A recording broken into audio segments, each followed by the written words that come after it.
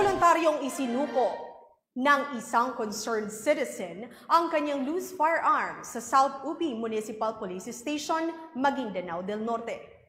Patuloy pa rin ang paghikayat ng pambansang pulisya ng Pilipinas na makipag-ugnayan lamang sa pinakamalapit na himpilan ng pulisya kung sino man ang may baril na walang kaukulang dokumento at nais itong isuko. Patrolwoman Leonora Gawang sa balita.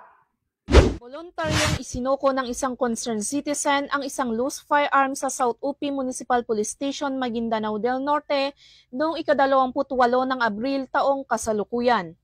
Ayon sa mga otoridad, voluntaryong nagtungo sa nasabing istasyon ang isang concerned citizen at kusang loob niyang binigay ang kanyang loose firearm. Ang isinukong baril ay isang unit caliber .38 revolver na walang serial number at walang bala.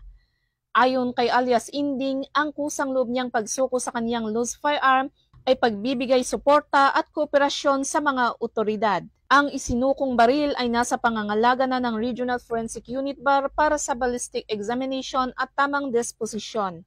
Ang matagumpay na pagsuko ng baril ay resulta ng pinaigting na kampanya ng PNP kontra loose firearm.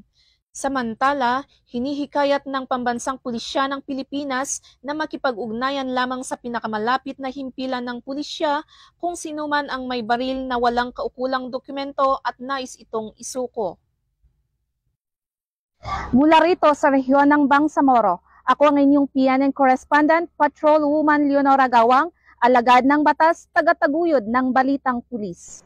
Maraming salamat, Patrolwoman Gawang.